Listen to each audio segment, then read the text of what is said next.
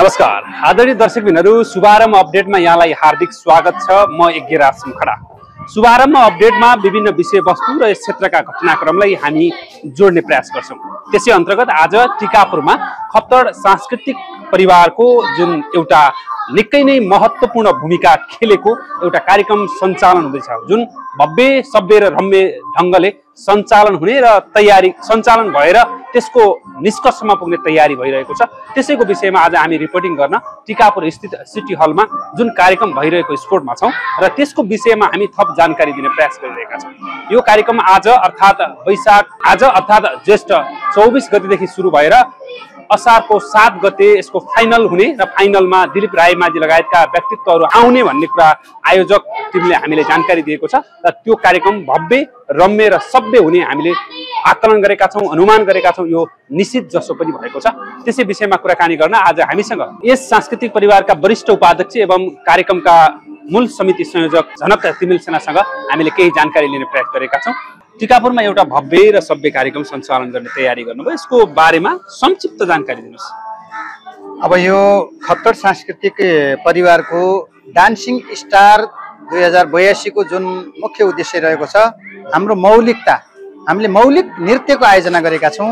कला र संस्कृतिको क्षेत्रमा हामीले करिब 2 दशक बिताएका छौं। खप्तड सांस्कृतिक परिवारले जुन 2060 सालमा स्थापना भएको संस्थाले यो क्षेत्रलाई प्रवर्धन गर्नका निमित्त, कला र संस्कृतिको क्षेत्रलाई एकदमै बढावा दिनका निमित्त, प्रवर्धन गर्नका निमित्त, संरक्षण गर्नका निमित्त हामीले युवा पुस्तामा, विशेष गरी अहिलेको युवा पुस्तामा चाहिँ हाम्रो मौलिक कुराहरू, हाम्रा सांस्कृतिक कुराहरूलाई पुस्तान्तरण गर्नका निमित्त यो कार्यक्रम हामीले आयोजना गरेका छौं। यस कार्यक्रमको थप जानकारी दिनका लागि यतिखेर हामीसँग यस संस्थाका अध्यक्ष नवराज रिमालजी हुनुहुन्छ र उहाँसँग यस विषयमा हामी थप जानकारी दिने प्रयास गरेका छौं।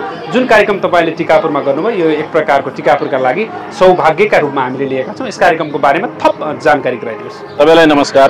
यो खप्तड नृत्य तारा डान्सिङ स्टार 2082 लाई हामीले एउटा मौलिक संस्कृतिको संरक्षणको रूपमा यो इटा थप्ने एउटा कार्यक्रमको रूपमा लिएका छौं र यो आयोजना गर्दै गर्दा हामी गौरवान्वित किन भयौं भने यो क्षेत्रमा यो प्रकृतिको कार्यक्रमहरू कमै हुने गर्छन्।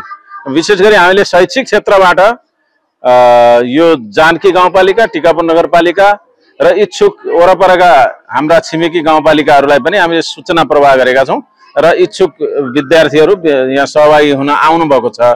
खास गरी कुरा कस्तो हो भन्नुहुन्छ भने मौलिक संस्कृति भनेको आजको पुस्ताले बिर्सिँदै गएको अवस्था हो र जुन पहिचानको रूपमा रहेको हाम्रो मौलिक संस्कार संस्कृति छ, त्यो संस्कृति भित्रका नृत्यहरू जो हाम्रा कुनाकन्दरामा लुकेका, जो हाम्रा पहिचान बोल्ने हिजोका परम्परागत नृत्यहरू जो छन्, ती नृत्यहरूलाई आज त्यो नृत्यको माध्यमबाट हामीले हाम्रो संस्थाको उद्देश्य अनुरूप हामीले त कला संस्कृतिको संरक्षणमा एउटा मौलिक क्षेत्रको कुनाकन्दरामा लुकेको संस्कृतिलाई बाहिर ल्याउनु पर्छ, त्यही संस्कृति हाम्रो पहिचान हो भन्ने एउटा मुद्दा उठाउँदै हामीले विगत 22 वर्षदेखि यो क्षेत्रमा काम गरिरहेको अवस्था हो र त्यो भित्र यो मौलिक संस्कृतिकै एउटा नृत्यसँग जोडिएको विषय भयो। हाम्रो यसमा चाहिँ हाम्रा परम्परागत नृत्यहरू, मौलिक परम्परागत नृत्यहरू, हुड्के नृत्य, तपाईको थारू संस्कृतिमा चाहिँ झुम्रा नाच, यो के अरे हुर्दङ्गा नाच, अनि राउते नाचहरू, अनि झ्याउरे, टप्पा, मारुनी लगायतका यस्ता नृत्यहरू